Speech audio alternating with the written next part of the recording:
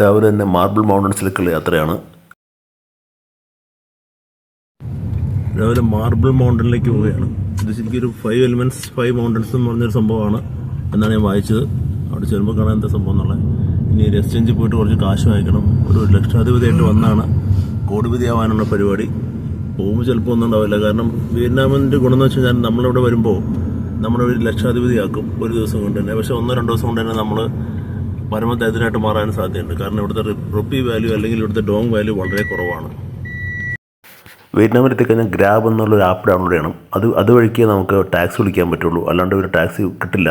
ഞാനിപ്പോൾ കുറച്ച് ഡോളർ നമ്മൾ ഡോങ്ങിലേക്ക് മാറ്റാൻ വേണ്ടിയിട്ട് ഒരു എക്സ്ചേഞ്ച് കാണാൻ പോകണം. ഇവിടെ എക്സ്ചേഞ്ച് എന്ന് പറഞ്ഞ സാധനം കാണില്ലേ. ഇപ്പോൾ നമ്മൾ ചോദിക്കുമ്പോൾ ഏതെങ്കിലും ഒരു കടയിൽ അവർ കൊടുക്കുന്നുണ്ടാവും. അപ്പോൾ കുറച്ച് വാല്യൂസ് അങ്ങോട്ടോട്ട് മാറും. അതിൻ്റെ എക്സ്ചേഞ്ച് റേറ്റ് കുറച്ച് അങ്ങോട്ടൊക്കെ മാറും. ഇതിപ്പോൾ 26,36,000 രൂപ. 26,36,000 രൂപയല്ല, ഡോങ്ങാണ്. വിയറ്റ്നാമിലെ പൂക്കടയാണ് ഈ കാണുന്നത്. സാധാരണ ഒരു പട്ടണം. പുറത്തൊക്കെ പോയി കഴിഞ്ഞാൽ തായ്ലൻഡിലെ പോലെയൊക്കെ തന്നെ ഇരിക്കും. എനിക്ക് വലിയ വ്യത്യാസം തോന്നുന്നില്ല തായ്ലൻഡ് ആയിട്ട്. ഇനിയിപ്പോൾ നുന്നുവാക്ക് വില്ലേജിലേക്കാണ് നമ്മൾ പോണത്. അവിടെയാണ് നുഹാൻ സൺ എന്നുള്ള 5 മാർബിൾ മൗണ്ടൻസ്. 26 ലക്ഷമാണ് ഇപ്പോൾ കിട്ടിയേക്കുന്നത്. 26,20,000 രൂപ. എത്ര $100 26 ലക്ഷത്തിന് സംതിങ് ഉണ്ട്. ഒരു ദിവസം കൊണ്ട് ലക്ഷാധിപതിയായി. ഇന്ന് വൈകുന്നേരം ആകുമ്പോഴേക്കും മിക്കവാറും 1000 രൂപയ്ക്കായിരിക്കും കയ്യിലുള്ളത്. 1000 ഡോങ് ആയിരിക്കും കയ്യിലുള്ളത്. അതാണ് നമ്മൾ വിയറ്റ്നാമിൽ വന്നാൽ പെട്ടെന്ന് പണക്കാരനാണെന്നുള്ളത് യാതൊരു സംശയമില്ല. പക്ഷേ പോകുന്നതും അതേപോലെ തന്നെ ആയിരിക്കും.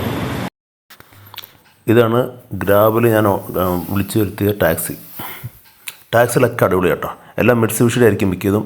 അതിൻ്റെ ഇൻറ്റീരിയറൊക്കെ അടിപൊളിയായിരിക്കും. മിക്ക വണ്ടിയും പുതിയതാണ്. എന്നുവെച്ചാൽ പഴയ ഒറ്റ വണ്ടിയിൽ ഞാൻ കയറിയിട്ടില്ല. കുറേ ടാക്സി കയറി.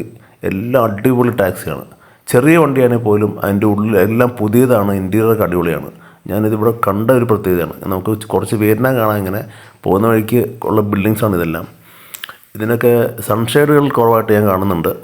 സൺഷെയ്ഡിലധികം ഇവർ കൊടുക്കണമെന്ന് തോന്നുന്നു. പക്ഷേ ബിൽഡിങ്സൊക്കെ അത്യാവശ്യം നന്നായിട്ട് തന്നെ ഒരു മെട്രോപൊളിറ്റൻ സിറ്റിക്ക് യോജിച്ച പോലെ തന്നെയുണ്ട്. ഇതൊരു ബ്രിഡ്ജാണ്.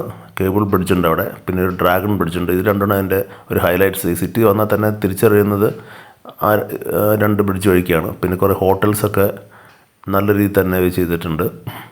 ഹോട്ടൽസിൽ അധികം കാശൊന്നുമില്ല. നമ്മളെ വെച്ച് നോക്കുമ്പോൾ ഒരു 1,500-2,000 രൂപയ്ക്ക് അത്യാവശ്യം നല്ല ഹോട്ടലിൽ പോലും ചാർജിങ് ആവുന്നുള്ളൂ. ബിൽഡിങ്സൊക്കെ ഒരു ഐഡൻറ്റിറ്റി ഉണ്ടായിരുന്നു എല്ലായിടത്തും. അവിടെ ഈ കാണുന്ന ഒരു ജയൻറ്റ് വീലാണ്. ഇതും ഇവിടുത്തെ ഒരു ഹൈലൈറ്റാണ്. ഈ സിറ്റിയെ വേർതിരിച്ചറിയുന്ന കാര്യമാണ്. ദൂരെ കാണുന്നത് എനിക്ക് തോന്നുന്നു ഈ വിയറ്റ്നാമിലെ ഒരു സ്മാരകമാണ്. പണ്ടത്തെ പോരാളികൾക്ക് വേണ്ടിയിട്ടുള്ള സ്മാരകമായിട്ടാണ് ഞാൻ മനസ്സിലാക്കുന്നത്. ഇവിടെയൊക്കെ ലെഫ്റ്റ് ഹാൻഡ് ഡ്രൈവ് ആണ്. അതായത് യൂറോപ്പിൽ അതേ സിസ്റ്റം തന്നെയാണ് ഇവർ ഫോളോ ചെയ്യണത്. റോഡിൽ നമ്മുടെ റൈറ്റ് ഹാൻഡ് ഡ്രൈവ് അല്ല അവിടെ. അതായത് വണ്ടികളൊക്കെ വലതുവശത്തൂടെ പോകുന്നർത്ഥം. എനിക്ക് പേഴ്സണലി നോക്കുമ്പോൾ വിയറ്റ്നാമിൽ തായ്ലൻഡിന് വലിയ വ്യത്യാസമില്ല. ഈ കാണുന്ന ഒരു പറക്കും തലയ മോഡലൊരു ബിൽഡിങ്ങാണ് ആ കാണുന്നത്, അങ്ങേറ്റത്ത് കാണുന്നത്. നല്ല രസമായിട്ട് ചെയ്തിട്ടുണ്ട്. ആർക്കിടെക്ചർ പരമായിട്ടായാലും വിയറ്റ്നാമിൽ എത്തിക്കഴിഞ്ഞാൽ കുറച്ച് കാഴ്ചകൾ കാണാനുണ്ടെന്നുള്ളതാണ് സത്യം. ഇത് കാറിൻ്റെ ഉള്ളിലുള്ള ഒരു സംഭവമാണ്. ഈ കാറ് പോകുന്നതിൻ്റെ ബാക്ക് സൈഡും ഫ്രണ്ട് സൈഡൊക്കെ ഇങ്ങനെ കാണാം. ഞാൻ ആദ്യമാണ് കാണുന്നത്. അതുകൊണ്ട് നിർത്തുന്നു മാത്രമേ ഉള്ളൂ. ചിലപ്പോൾ നമ്മുടെ ഇന്ത്യയിലേക്ക് ഇങ്ങനെ ഉണ്ടാവും, സിസ്റ്റം ഉണ്ടാവാം. ഞാനിങ്ങനെ കണ്ടാരെന്ന് കാണിച്ചു മാത്രമേ ഉള്ളൂ. ടാക്സികളെല്ലാം അടിപൊളിയാണ് കേട്ടോ. മിത്സുബിഷിയുടെ ടാക്സികളെല്ലാം. മിത്സുബിഷി ജപ്പാനായിരിക്കാം. ഇതിവിടുത്തെ ഹാൻഡ് റിവറാണ് ഇവിടുത്തെ വെള്ളം കൊടുക്കുന്ന നദി. എല്ലാ സ്ഥലത്തും ഹാൻഡ് റിവർ തന്നെയാണുള്ളത്. ഇത് വേറൊരു ബിൽഡിംഗ് ഞാൻ കണ്ടാണ്. ഇവരുടെ പേരുകളൊക്കെ പറയാൻ കുറച്ച് ബുദ്ധിമുട്ടായിരിക്കും. സെയിമസ് തായ്ലൻഡിലുള്ള പേരുകൾ പോലെ തന്നെയാണ് ഇവിടുത്തെ വ്യത്യാസം. പിന്നെ വലിയ വ്യത്യാസമൊന്നും കാണുന്നില്ല. ആൾക്കാരിലും കാണാൻ വ്യത്യാസം. ഇതേ കാണുന്ന ഒരു ബുദ്ധൻ്റെ സ്റ്റാച്ചു ആണ്. ബുദ്ധിസ്റ്റുകളാണ് ഇവിടെ അധികം കൂടുതലും. അതുകൊണ്ട് തന്നെ ബുദ്ധൻ്റെ സ്റ്റാച്യൂസ് ധാരാളം ഉണ്ടാവാം. അത് ഈ നമ്മുടെ ഏഷ്യൻ കൺട്രീസിൽ അധികവും ബുദ്ധിസ്റ്റ് രാജ്യങ്ങൾ തന്നെയാണ്. ഇങ്ങനെയുള്ള സ്ഥലങ്ങളിൽ ചെല്ലുമ്പോൾ, മംഗോളിയൻ ലുക്കുള്ള സ്ഥലങ്ങളിൽ ചെല്ലുമ്പോൾ എല്ലാവരും ബുദ്ധിസ്റ്റ് തന്നെ ആയിരിക്കും. പക്ഷേ ഇവിടെ മുസ്ലിംസും ഉണ്ട്, ഹിന്ദുസും ഉണ്ട്. നമ്മൾ മാർബിൾ മൗണ്ടൻസ് എത്തിക്കഴിഞ്ഞു. ഇതൊരു 5 എലിമെൻറ്റ് മല എന്നാണ് പറയുന്നത്. ഇത് ഇവിടെ metal, wood, water, fire and earth അങ്ങനെ 5 മലയുണ്ട്. 5 മലയ്ക്കും 5 തരം സ്റ്റോറീസ് ഉണ്ടെന്നാണ് പറഞ്ഞത്. ഇതിൻ്റെ ഉള്ളിൽ ഇഷ്ടം പോലെ കേവ്സ് ഉണ്ട്. പിന്നെ എല്ലാ കേവ്സിൻ്റെ ഉള്ളിലും ബുദ്ധൻ്റെ പ്രതിമ ഉണ്ടാവും. നമ്മൾ പോകുമ്പോൾ കാണാൻ ഇതൊരു മാർബിൾ മല ആയാലും തന്നെ ഇവിടെ കടകളധികം മാർബിൾ വിൽക്കുന്ന കടകൾ തന്നെയാണ്. മാർബിൾ എന്ന് വെച്ച് കഴിഞ്ഞാൽ സ്റ്റാച്യൂസ് വിൽക്കുന്നത്. മാർബിളിൻ്റെ സ്റ്റാച്യൂസ് ഉണ്ടാക്കുക എന്നുള്ളതാണ് ഇവരുടെ മെയിൻ പരിപാടി തന്നെ. ഇതൊരു വില്ലേജ് കൂടിയാണ്, ആർട്ടിസൻസിൻ്റെ വില്ലേജാണ്. ഇവരെല്ലാവരും ഗ്രേറ്റ് സ്കൾപ്ചേഴ്സാണ്, നന്നായിട്ട് സ്കൾപ്ചറിങ് അറിയാവുന്ന ആൾക്കാരാണ്, സ്കൾപ്ചേഴ്സ് അറിയാവുന്ന ആൾക്കാരാണ്. അപ്പം ഇവിടെ ഇങ്ങനെ ബുദ്ധൻ്റെയും ഈവൻ ക്രിസ്ത്യൻസിൻ്റെ യേശു അങ്ങനെയുള്ളവരൊക്കെ പ്രതിമ ഇവിടെയൊക്കെ ഞാൻ കണ്ടു. ഹിന്ദു ഗോഡ്സിൻ്റെ ഉണ്ട്. അപ്പം ഒരു കച്ചവട സെൻ്ററാണ് ശരിക്കും ഇത്. ഇപ്പോൾ ഈ മാർബിൾ മലയിൽ മൈനിങ് ഇല്ലെന്നാണ് കേട്ടെ, അത് പുറത്തുനിന്ന് ഔട്ട്സോഴ്സ് ചെയ്തിട്ടാണ് അവർ ചെയ്യുന്നതെന്നാണ് പറയുന്നത്. അങ്ങനെ ഞാൻ അവിടെ എത്തി, മാർബിൾ മലയിലെത്തി, ഇറങ്ങി. ഡ്രൈവർ നല്ലൊരു സഹൃദയനായ ഡ്രൈവറായിരുന്നു. പിന്നെ ഈ കാണുന്നൊരു ഗുഹയാണ്. ഇവിടെ ശരിക്കും മെയിനായിട്ട് 2 ഗുഹയാണ് ഉള്ളത്. 2 ഗുഹയുടെ ഉള്ളിലേക്ക് കയറി കഴിഞ്ഞാൽ കുറേ ടെമ്പിൾസ് കാണാം. ബുദ്ധിസ്റ്റ് ടെമ്പിൾസ് തന്നെ ആയിരിക്കും എല്ലാം. ഇവിടെ ബുദ്ധിസ്റ്റ് മോങ്സ് ഇഷ്ടം പോലെ ഉണ്ട്. ശരിക്കും ഇത് സ്പിരിച്വൽ ഏരിയ കൂടിയാണ്, tourist area plus spiritual area, രണ്ടും കൂടിയ ഏരിയയാണ് ഈ സംഭവം. ഇവിടെ 5 മൗണ്ടൻ ഉണ്ട്, ആൻഡ് 5 എലിമെൻറ്റ്സ് ആൻഡ് 5 മൗണ്ടൻസ് ആണ് പറഞ്ഞത്. 5 മാർബിളിൻ്റെ മൗണ്ടൻസ് ആണ്. ഇവിടെ ഇപ്പോൾ മാർബിൾ കൊത്തുന്നത് മൈനിങ് ഇപ്പോൾ നിർത്തി വെച്ചിരിക്കുകയാണെന്നാണ് പറഞ്ഞത്. പക്ഷേ പുറത്തുനിന്ന് ഒരു മാർബിൾ കൊണ്ടുവന്നിട്ട് ഇവിടെ മാർബിൾ ശില്പങ്ങൾ ഉണ്ടാക്കുന്നുണ്ട്. നമ്മളിപ്പോൾ വരുന്ന വഴിക്ക് കുറേ കടലുണ്ടല്ലോ മാർബിൾ. അപ്പോൾ മാർബിളിൻ്റെ സംഭവങ്ങളാണ് ഇവിടെ എല്ലാം. ഈ മാർബിൾ മൗണ്ടൻസ് ആണ് ഇതെല്ലാം. ഇതൊരു ടൂറിസ്റ്റ് സ്പോട്ടാക്കി ഒരു മാറ്റിയേക്കാണ് ഇപ്പോൾ ഇവിടെ ഒരു കേവ്സ് ഇപ്പോൾ നമ്മൾ കണ്ടു. ഈ കേവിലേക്ക് ഞാൻ ലാസ്റ്റ് കയറാമെന്ന് വെച്ചു. ആദ്യം ഇതിൻ്റെ മൗണ്ടൻ്റെ മുകളിൽ പോകാനാണ് തീരുമാനം. ഒരു എലിവേറ്ററിൽ പോകാമെന്നാണ് ഇതിൽ പറഞ്ഞത്. ഇവിടെ എൻട്രൻസ് ഫീസ് തന്നെയുണ്ട് 45,000 VND, അല്ലെങ്കിൽ വിയറ്റ്നാം ഡോങ് ആണ് കയറി ചെല്ലാൻ തന്നെ. പിന്നെ എലിവേറ്ററിൽ കയറണമെങ്കിൽ അതിന് വേറെ ഒരു 15,000 VND വേറെ കൊടുക്കണം. അത് കേട്ടിട്ട് മേടിക്കേണ്ട കാര്യമൊന്നുമില്ല, കാരണം ഇതൊക്കെ വളരെ ചീപ്പായ ഒരു എമൗണ്ടാണ് വിയറ്റ്നാം എത്തിക്കഴിഞ്ഞ് കഴിഞ്ഞാൽ. പക്ഷെ കേൾക്കുമ്പോഴും കാണുമ്പോഴും നമ്മൾ കറച്ച് കാണുമ്പോൾ രസം. ഇതാണ് എലിവേറ്റർ. ഇത് സ്റ്റെപ്പ് കയറി പോവാം. ഇപ്പോൾ സ്പിരിച്വൽ ആയിട്ടുള്ള ആൾക്കാർ ചിലപ്പോൾ സ്റ്റെപ്പ് കയറിയിരിക്കും പോവുക. നമുക്ക് സ്പിരിച്വാലിറ്റി തീരെ ഇല്ലാത്ത കാരണം, സയൻസിൽ മാത്രം വിശ്വസിക്കുന്ന കാരണം, സയൻസിൻ്റേതായ പ്രൊഡക്റ്റായ എലിവേറ്റർ കയറി പോകാൻ തീരുമാനിച്ചു. എപ്പോഴും ഫെസിലിറ്റി കൂടിയ സ്ഥലങ്ങളും കാര്യങ്ങൾ ചെയ്യുക എന്നുള്ളതാണ് നമ്മൾ നോക്കേണ്ടത്. അതായത് ശാസ്ത്രീയമായിട്ട് നോക്കേണ്ടത് മാത്രമാണ്. അതിനുവേണ്ടിയാണ് ലിഫ്റ്റൊക്കെ ഉണ്ടാക്കി വെച്ചിരുന്നല്ലോ. പിന്നെ ഇവിടെ പോയി ടിക്കറ്റ് എടുക്കാം. ആ ടിക്കറ്റ് നമുക്ക് ഞാൻ പറഞ്ഞല്ലോ 45,000 VND ആണ്, പ്ലസ് 15, അതായത് 60,000 VND കൊടുത്താലേ നമുക്ക് ലിഫ്റ്റ് കയറി മുകളിൽ പോകാൻ പറ്റുമെന്ന് അർത്ഥം. അപ്പം അവിടെ ചെറിയ കടകളൊക്കെ ഉണ്ട്. എല്ലാ സ്ഥലത്തും ഞാൻ പറഞ്ഞ പോലെ മാർബിൾ സ്റ്റാച്യൂസ് ചെറുത് വലുതും ഒക്കെ ഉണ്ട്. പല റിലീജിയൻസിൻ്റെ ഉണ്ട്. പിന്നെ നമ്മൾ നേരെ ആ എലിവേറ്ററിലേക്ക് പോവുകയാണ്. അപ്പോൾ അവിടെ ഇന്ത്യക്കാരെ പിന്നെ എവിടെ പോയാലും കാണാമെന്ന് പറഞ്ഞ പോലെ ഞാൻ മിറർ നോക്കിയാൽ എന്നെ കാണാം. പ്ലസ് അല്ലാണ്ടുള്ള ഇന്ത്യക്കാരും ഈ ലിഫ്റ്റിലുണ്ടായിരുന്നു. ഇത് വടക്കന്മാരാണ്. അവരുടെ കൂടെ തെക്കനായി ഞാനും കയറി. അപ്പോൾ ഈ ലിഫ്റ്റ് പെട്ടെന്ന് മുകളിലേക്ക് കയറും. ഈ ലിഫ്റ്റ് ഇറങ്ങി വരാനും പിന്നെ വേറെ കാശ് കൊടുക്കണം. അങ്ങനെയാണ് എൻ്റെ രീതി. മുകളിലേക്ക് പോകാനൊരു കാശ്, ഇറങ്ങി വരാൻ വേറെ കാശ്. നമ്മുടെ നാട്ടിലൊക്കെ ആണെങ്കിൽ ചിലപ്പോൾ ലിഫ്റ്റ് ഫ്രീ ആയിട്ട് കയറ്റി വിട്ടേനെ.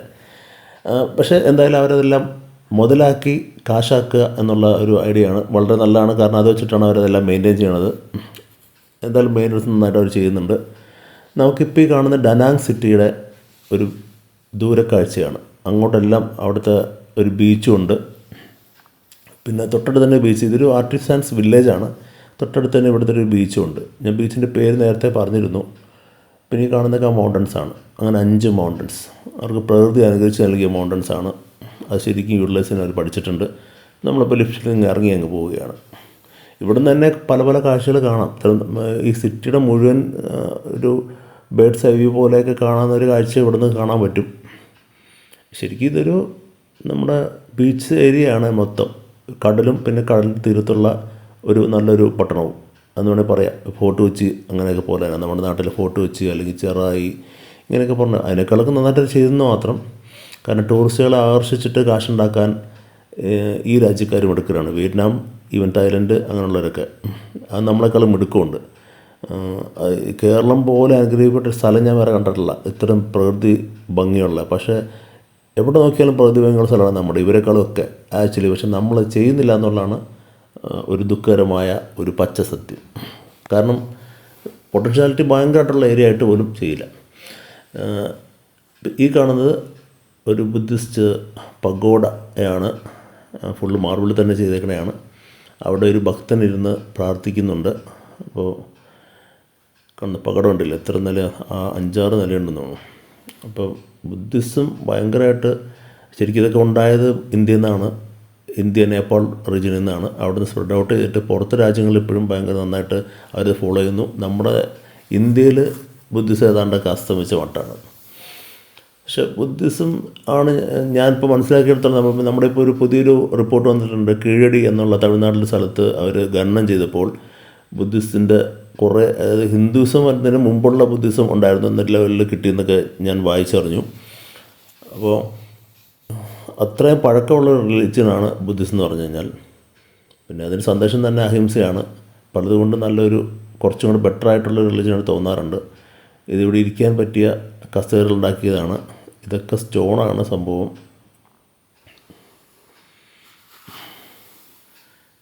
പഗോഡാസ് കുറേ ഉണ്ട് ഇവിടെ പോകുന്ന വഴിക്ക്. ഇവിടെ അധികം പേരും ടൂറിസ്റ്റുകളൊക്കെ കൂടുതൽ ഭക്തന്മാർ വരുന്ന സ്ഥലമായിട്ടാണ് ഞാൻ മനസ്സിലാക്കുന്നത്. ഭക്തന്മാർ വന്നാൽ പിന്നെ മുകളിൽ വരെ അവർ സ്റ്റെപ്പ് കയറിയേ പോവുള്ളൂ. അപ്പോൾ സ്റ്റെപ്പ് കയറി പോകുന്ന പല ആൾക്കാരുടെയും ബോഡിയുടെ വെച്ച് കഴിഞ്ഞാൽ ഷർട്ടിൻ്റെ ഉള്ളിൽ ഫാൻ വെച്ചിട്ടുണ്ട് അവർ. ഞാൻ അങ്ങനെ സംഭവം ഇവിടെ കണ്ടു. അപ്പോൾ ഫാനിൻ്റെ സൗണ്ട് കേൾക്കാം. അവരടുത്തേക്ക് പോകുമ്പോൾ ഫാൻ സൗണ്ട് കേൾക്കാം. ഇവിടെ എത്തുമ്പോൾ ബുദ്ധൻ ശിഷ്യന്മാരിരിക്കുന്ന നല്ലൊരു മാർബിൾ സ്റ്റാച്യൂസ് കണ്ടിട്ടുണ്ട്. ശരിക്കും അവരിരിക്കണ പോലെ തന്നെ തോന്നും. മാർബിൾ സ്റ്റാച്ചു എന്ന് മനസ്സിലായെങ്കിലും അവരുടെ ഇരിപ്പും എല്ലാം കാണുമ്പോൾ ഭയങ്കര രസമാണ്. കാരണം ബുദ്ധൻ ശിഷ്യന്മാരായിട്ട് നിന്ന് ഉപദേശം കൊടുക്കുന്ന ഒരു സിറ്റുവേഷൻ അതേപോലെ ഒരു ക്രിയേറ്റ് വെച്ചിട്ടുണ്ട്. നല്ല രസമുണ്ട് കാണാനത്. ഇതൊക്കെ ഇവരുടെ ആ ഒരു സ്കൾപ്ചറിൽ ഉള്ള പ്രൊഫഷണലിസം കാണിക്കുന്നതാണ് ഈ നാട്ടുകാരുടെ. വിൽക്കാനും വെച്ചിട്ടുണ്ട്. നമുക്ക് ഇവിടുന്ന് എങ്ങനെ ഇന്ത്യക്ക് കൊണ്ടുപോകാമെന്നുള്ളത് എനിക്ക് തോന്നുന്നു കാർഗോയിൽ കൊണ്ടുപോകാൻ പറ്റുമായിരിക്കും കാശ് ഇറക്കി കഴിഞ്ഞാൽ. എല്ലാം മാർബിളാണ്. കാരണം മാർബിൾ മലയിൽ പിന്നെ മാർബിളെല്ലാം ഉണ്ടാവുള്ളൂ. അത് നന്നായിട്ട് ചെയ്ത് വെച്ചിട്ടുണ്ട്. കയറി പോണ സ്റ്റെപ്പ് ഒരു മാർബിളാണ്. നമുക്ക് ആ പാറ തൊടുമ്പോൾ തന്നെ അറിയാം മാർബിൾ കാണുന്നത്. അതിൻ്റെ കാണുമ്പോൾ തന്നെ വൈറ്റിഷ് ആയിട്ടുള്ള സംഭവം നമുക്ക് കാണാൻ പറ്റും പാറയിൽ തന്നെ.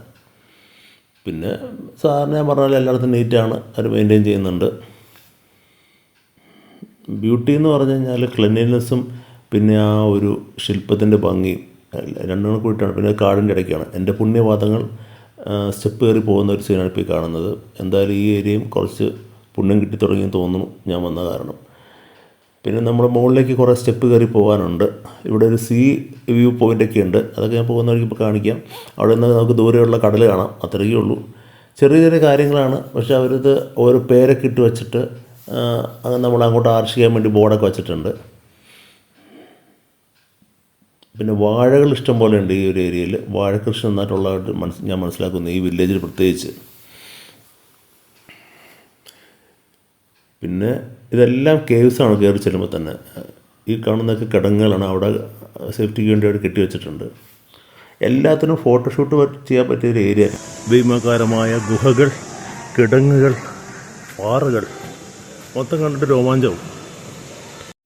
പോകുന്ന വഴിക്കൊക്കെ കുടിക്കാൻ പറ്റിയ കോളയും സംഭവങ്ങളൊക്കെ കൊടുക്കുന്നുണ്ട്. ഇതിപ്പോൾ ശബരിമലയിലായിരുന്നെങ്കിൽ കഞ്ഞിയും പയറായിരുന്നേനെ. ഇവിടെ അന്നേരം ഇവർ കരിക്കും പിന്നെ കോളയൊക്കെ കൊടുക്കുന്നത്. ഇൻ്റർനെറ്റ് സ്റ്റാൻഡേർഡ് അനുസരിച്ചാണ് അവർ വെച്ചിരിക്കുന്നത്. പിന്നെ ഇവിടെ ഈ പറഞ്ഞ ഒരു ശരണം വിളിയും അങ്ങനെയുള്ള സൗണ്ടും ന്യൂസൻസ് ഒന്നുമില്ല. എല്ലാ ഗുഹയ്ക്കുള്ളിലും ബുദ്ധൻ്റെ പ്രതിമ ഉണ്ടാവും. അവരവിടെ കറണ്ടൊക്കെ വെച്ച് ലൈറ്റൊക്കെ വെച്ചിട്ട് അടിപൊളിയാക്കി വെച്ചിട്ടുണ്ടാവും. ഒരു ഗുഹയിൽ നിന്ന് ഞാനിപ്പോൾ ഇറങ്ങി. ഇപ്പോൾ കണ്ട ഗുഹയിൽ നിന്ന് അടി കാണുമ്പോൾ നമുക്ക് കാണാം മാർബിളിൻ്റെ സ്റ്റോൺ തന്നെയാണ്. പുണ്യപാദങ്ങൾ പിന്നെയും ആ വഴി കൂടെ പോവുകയാണ്. ഓരോ സ്ഥലത്തും ഓരോ പേരിട്ടിട്ട് അവർ ഇങ്ങനെ വയ്ക്കുന്നുണ്ട്. കുറേ കാണാനുണ്ട് ശരിക്കും. ഒരു 2-3 മണിക്കൂർ വേണമെങ്കിൽ കാണാൻ പറ്റിയ ഏരിയ തന്നെയാണ് എൻ്റെ ഉള്ളിൽ. എല്ലാ ഗുഹയിലും വേണമെങ്കിൽ കയറി കാണാം. പിന്നെ എന്നെ സംബന്ധിച്ച് എല്ലാ ഗുഹയും ഏതാണ്ട് ഓരോരോ ഇരിക്കുന്നു. അതുകൊണ്ട് ഞാൻ കാണുന്നില്ലെന്ന് മാത്രമേ. എല്ലാ ഗുഹയിലൊന്നും കയറാൻ പറ്റില്ല. പിന്നെ ഇപ്പോൾ ഒരു ഹെവനിലേക്ക് പോകണ ഒരു വഴി. അത് കാരണം ഞാൻ ഓടിപ്പോയിട്ട് കയറുകയുണ്ടായത്. കാരണം സ്വർഗ്ഗത്തിൽ എങ്ങനെയാണ് പോകണമെന്ന് ആഗ്രഹം എല്ലാവർക്കും ഉണ്ടാവുമല്ലോ. അപ്പോൾ സ്വർഗ്ഗത്തിലേക്ക് ഈ സ്റ്റെപ്പ് കയറി പോയാൽ പെട്ടെന്ന് സ്വർഗ്ഗം കാണാൻ പറ്റുമെങ്കിൽ അങ്ങനെ ഓർത്ത ചിന്തയിൽ പോയതാണ്. കയറി കഴിഞ്ഞപ്പോൾ മനസ്സിലായി സ്വർഗ്ഗമില്ല, ഒന്നുമില്ല. കുറച്ച് നീലാകാശമുണ്ട്, കുറച്ച് കയറിപ്പോകാൻ പാടുള്ള മാർബിൾ സ്റ്റോണുള്ള കല്ലുകളുണ്ട്. എന്നിട്ട് അവരെ സ്വർഗ്ഗം എന്ന് പേരിട്ടെന്നേ ഉള്ളൂ. അങ്ങനെ മുകളിലെത്തി. വേണമെങ്കിൽ മണ്ടായെന്ന് തന്നെയാണ് പറയാം. ഇതിൻ്റെ മുകളിൽ കഷ്ടപ്പെട്ട് വലിഞ്ഞ് കയറിയിട്ട് കാണുന്ന സ്വർഗ്ഗം എന്ന് വെച്ച് കഴിഞ്ഞാൽ ഇത്രയും ആൾട്ടിറ്റ്യൂഡിൽ നമുക്കിതെല്ലാം കാണാം. അത് നല്ല ഐഡിയ തന്നെയാണ്. ഇതാണ് അവരെ മാർക്കറ്റിംഗ് ടെക്നിക്ക്. സ്വർഗ്ഗം എന്ന് പറഞ്ഞ ആൾക്കാരെ പറ്റിച്ച് മുകളിലെത്തിച്ചിട്ട് നരകം കാണിച്ചു. എനിവേ എനിക്കതൊക്കെ ഇഷ്ടമായി. ഒരു കരിക്ക് കുടിക്കാൻ വേണ്ടി 30,000 VND കൊടുത്തു. അപ്പോൾ ഇവർ കരിക്ക് പൊളിച്ച് തന്നു. അത് കഴിച്ചു. അപ്പോൾ നല്ല വിശപ്പുണ്ടായിരുന്നു. കാരണം ഇത്ര അധ്വാനിച്ച് കയറുമ്പോൾ എന്തായാലും നമുക്ക് ദാഹവും വിശപ്പൊക്കെ ഉണ്ടാവും. പിന്നെയും പഴയ കാലഘട്ടത്തെ സൂചിപ്പിക്കുന്ന രീതിയിലുള്ള സ്ഥലങ്ങളിലൂടെയുള്ള യാത്രയാണ്. കേവ്സാണെല്ലാം. ഇനിയും വലിയൊരു കേവിലേക്കാണ് പോകുന്നത്. അതിന് വേറെ പ്രത്യേകം പേരൊക്കെ ഉണ്ട്, പേര് പറഞ്ഞാൽ ശരിയാവില്ല, അതുകൊണ്ട് ഞാൻ പറയുന്നില്ല എന്നേ ഉള്ളൂ. നമുക്ക് പറ്റുന്ന പേരൊക്കെ പറഞ്ഞാൽ പോരെ. അപ്പോൾ ഇങ്ങനൊരു കേവിലേക്ക് ഞാനിങ്ങനെ പോവുകയാണ്. എല്ലാം മാർബിൾ സ്റ്റോണാണെന്ന് മനസ്സിലാക്കുക. ഇവിടെയൊക്കെ നമ്മൾ അങ്ങനെ പോയി അതിൻ്റെ ഉള്ളിലെത്തുമ്പോൾ എല്ലാം കംപ്ലീറ്റ് ലൈറ്റ് ഇട്ടിട്ടുണ്ട് എല്ലാ സ്ഥലത്തും.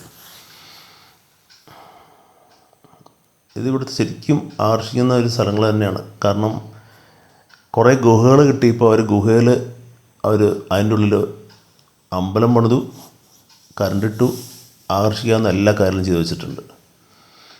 അപ്പോൾ സ്പിരിച്വാലിറ്റീനെ ആകർഷിക്കുന്നു, പ്ലസ് ടൂറിസ്റ്റിനെ ആകർഷിക്കുന്നു. അപ്പോൾ മക്കയിലൊക്കെ പോവുകയാണെങ്കിൽ അവർ സ്പിരിച്വാലിറ്റി മാത്രമാണ്, ടൂറിസ്റ്റിന് ആരും പോകാറില്ല. പക്ഷേ അങ്ങനെയുള്ള ഏരിയ ഇവർക്ക് കിട്ടിയപ്പോൾ ഇവരത് സ്പിരിച്വാലിറ്റി പ്ലസ് ടൂറിസം ആക്കി മാറ്റി. അവിടെ നിന്ന് ടൂറിസ്റ്റുകൾ ഇവിടെ മെയിൻറ്റെയിൻ ചെയ്യാനുള്ള കാശ് കൊടുക്കുന്നു, സ്പിരിച്വലായിട്ട് വരുന്ന ആൾക്കാരും കാശ് കൊടുക്കുന്നു. മൊത്തത്തിൽ വരുമാനം കിട്ടുന്നു. ഈ വില്ലേജിന് മുഴുവൻ നല്ലൊരു വരുമാനം കിട്ടുന്നുണ്ട്.